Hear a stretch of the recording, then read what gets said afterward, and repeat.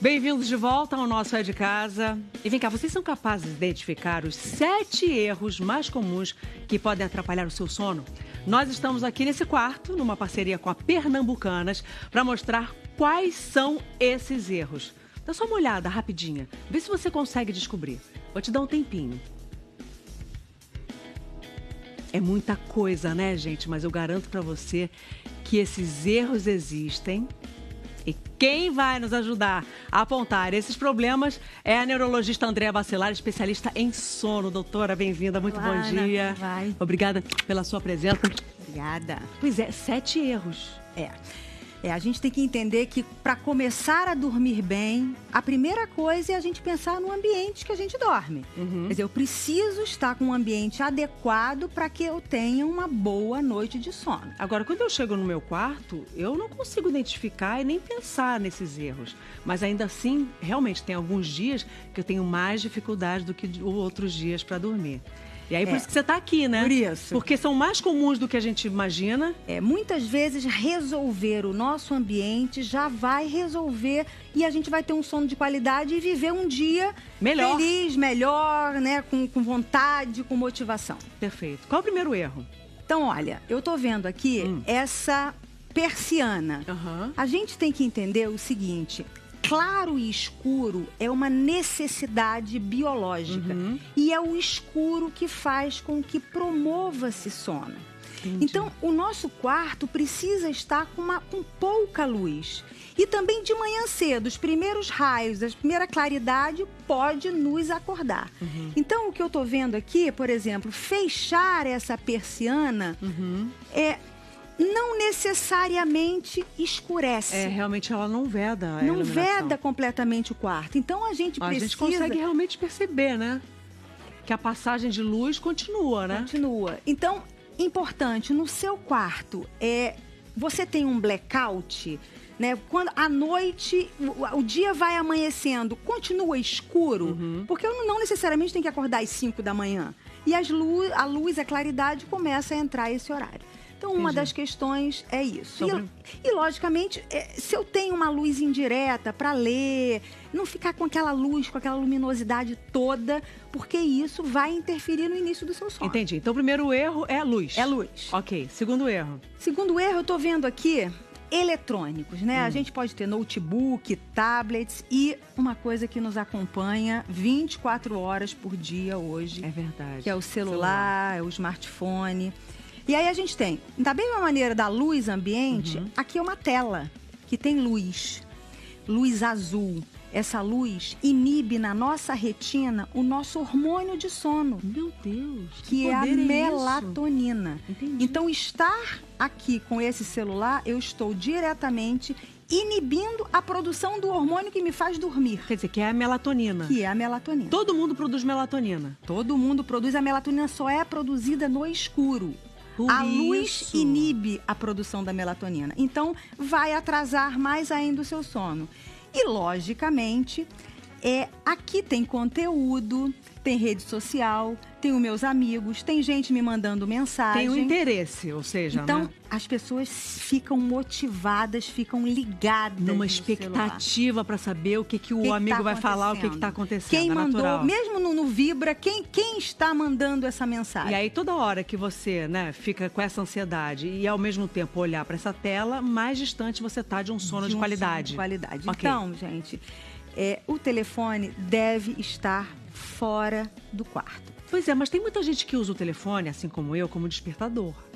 Pois é, se você é disciplinada e consegue ou botar no modo avião, ou botar no modo noturno, ou até existem telefones que ficam amarelada a tela, ele filtra essa luz que inibe a melatonina. Quer dizer, são artifícios que a gente pode utilizar. Se você é disciplinada, botei no modo avião, botei para despertar e não vou mais mexer, ok. Tô liberada para usar o celular da minha cabeceira. Para deixá-lo, não para usá-lo. Tá bom.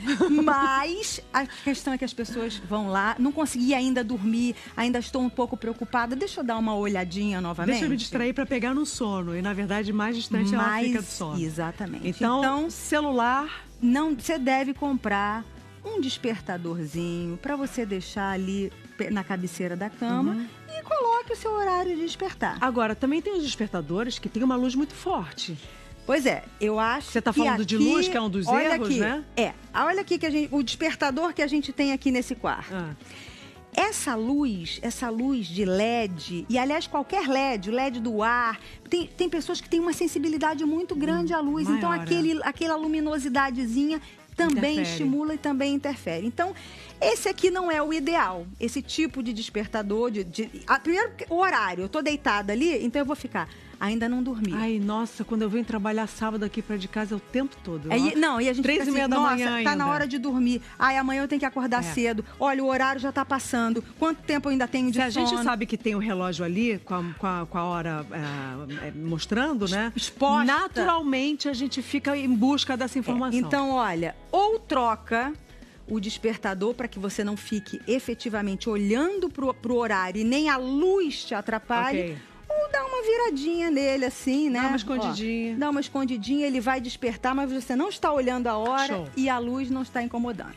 Resolvido. Esse foi qual erro? Esse foi o terceiro. segundo. Terceiro? Luminosidade, eletrônicos e o E despertador. despertador, terceiro. Olha, aqui eu tô vendo em cima dessa cama Uma pizza, que já venceu, inclusive, o prazo de validade dela, coitada. A gente colocou então, aqui, eram 9 horas da manhã. alimentos. Então, vamos falar de alimentos. A última refeição grande deve ser 3 horas antes do seu horário habitual. Eu não estou dizendo que é 7 horas da noite, que é 6 horas ou que é 10 horas.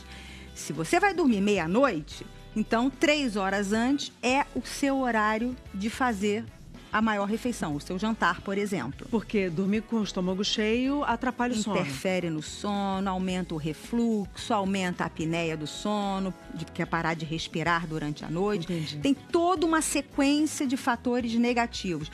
Altera o metabolismo, ganha-se peso, né? Então, tudo isso é negativo. Entendi. Durante a noite. Agora, Andréia, por exemplo, muitos brasileiros que estão assistindo agora de casa trabalham, ficam horas e horas e horas no transporte público. Às vezes chegam 11 horas, meia-noite em casa e famintos, tem que comer e tem que dormir porque às 5 horas da manhã, 6 horas, já está no ponto de ônibus para sair. Então, eles têm que comer. Você sugere o quê? Uma alimentação talvez mais leve? Não uma pizza, não uma carne, não um macarrão, mas sim, de repente, uma sopa, menos calórico? Menos calórico e menos volumoso. Volume e caloria vão interferir. Perfeito. O ideal é que ele coma ali antes até, ou leve uma marmita e se alimente. Também. E ali eu só tomo uma sopa na noite que... um sanduíche, de repente, né? Um sanduíche. Que resolve, né? Resolveria, né? Resolveria. Mas não um cheeseburger, x-tudo, não Triplo, é isso? Tá. Eu tô vendo ali um copo de vinho também, né? Isso. Isso também é um erro? É um erro. Bebida alcoólica é um erro? Bebida alcoólica é um erro. Quantas pessoas ingerem bebida alcoólica para dormir? Eu tenho dificuldade de dormir, eu quero dar uma relaxada e tenho esse hábito. O que a gente sabe? O álcool é um depressor do sistema nervoso central. Então, ele deprime e ajuda no sono. Igualzinho aos tranquilizantes, aos tarjas pretas, que as pessoas usam, abusam, usam erroneamente e têm dependência dessa medicação. Então, o álcool, ele deprime e ele ajuda a induzir o sono, sim, é verdade, né? O problema é que ele altera a arquitetura do sono. O sono fica diferente. Eu tenho menos sono profundo quando eu estou ingerindo bebida alcoólica. Você falou uma coisa muito interessante, a arquitetura do sonho. O sonho tem partes que vão se construindo, é isso? Tem. A gente tem fases do sono. Uma das fases do sono que chama-se sono REM, que é o momento que a gente mexe os olhos. A gente pode olhar para o outro e ver se está mexendo os olhos. Nesse momento é o momento dessa atividade do sonho. Entendi. E a gente sonha de 4 a 6 vezes na noite. Não necessariamente lembra. Então as pessoas falam assim, eu não sonho, eu não lembro do sonho. Não é isso, é que você efetivamente não está lembrando, porque a gente só lembra se a gente desperta em seguida. Entendi. Aí achei muito interessante essa história da construção da arquitetura do sonho. Então, o que Esse acontece com o álcool é que você acorda com ressaca, pensa que é só da bebida. Mas não é só da bebida. É porque você não teve uma qualidade de sono adequada. E provavelmente também não metabolizou adequadamente esse álcool, porque foi certeza. Dormir. Tem a questão, e também tem essa questão do fígado. De não acordar bem disposta, né? Gente, já me perdi. Que erro é esse?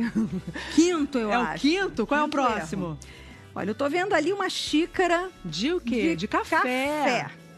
Bom, aí a gente vamos falar dos cafeinados, né? Café, os refrigerantes que tem cola, mate, frio ou chás que tem mate, né? Quentes. Isso tudo tem cafeína. A cafeína é diferente do álcool, é um estimulante do sistema nervoso central. Então, acorda, liga. É verdade, né? A gente, depois do almoço ali, tá dando aquela sonolência, que é porque cai a temperatura do corpo normalmente, não é porque você se alimentou nesse horário. E aí dá aquela sonolência que, se eu faço a ingesta de algum alimento cafeinado, isso vai aumentar o meu grau de alerta. Então, cafezinho à noite, antes de dormir, nem pensar. Depois das 5 horas... Tem gente que realmente não pode nem chegar perto. Agora, tem gente que bebe um café depois do jantar e fica super bem. Mas talvez seja a exceção. Então, esse foi o 6º, né? Esse foi o 6º. Qual é o último, o 7º e o último erro? O último, nesse quarto aqui, eu tô vendo aqui um aparelho de som. Tá. Então, barulho, né? Sons em geral. Se eu coloco, lógico, uma música ambiente clássica de meditação, isso aí ajuda no sono. Mas, se eu coloco num rádio que toque músicas agitadas, aí tem propaganda, aí tem notícia, aí muda o tom de voz. Quer dizer, esse barulho intermitente, né? Pode ser um rádio, pode ser o parceiro ou a parceira que ronque. Isso é muito comum, né? A esposa com insônia e o marido roncando, e a esposa vai, mas não consigo dormir por causa do barulho, né? Aliás, isso está acontecendo muito no Big Brother Brasil. Pois é. Porque o ronco é um problema naquela casa. Então. Mas e aí, como resolver essa questão do barulho? Lógico, se eu puder desligar aqui, isso é o ideal. Com certeza. A outra possibilidade é a gente ter um barulho contínuo que aumenta o decibel do quarto e abafa esse barulho intermitente. Ou seja, um segundo barulho, é isso? Um segundo pra ajudar barulho. Por exemplo, aqui, olha, isso aqui não é erro, gente. Isso aqui... Esse ventilador? É o ventilador. Quer dizer, se eu coloco um ventilador, ou um ar-condicionado, um barulho contínuo, ele vai abafar o barulho, por exemplo, de uma freada do carro, de um vizinho que bota a música que eu não posso desligar. Também tem isso, né? Então, é uma forma da gente minimizar o barulho interno. Mas barulho também é um fator que atrapalha muito o sono. Então, a gente precisa de um ambiente adequado, confortável, climatizado, né? Rio de Janeiro, com esse calor, né? É um outro fator, né? Mas aqui a gente... efetivamente, temos 7 erros. Eu juro que quando eu entrei nesse quarto, eu encontrei os 3. Esses 7 realmente agora não me pegam mais. Joia! Obrigada, tá, André? Obrigada, querida. Muito obrigada. E nos vemos em breve, se Deus quiser. Super bem-vinda de volta aqui ao É de Casa, obrigada, tá? Querida.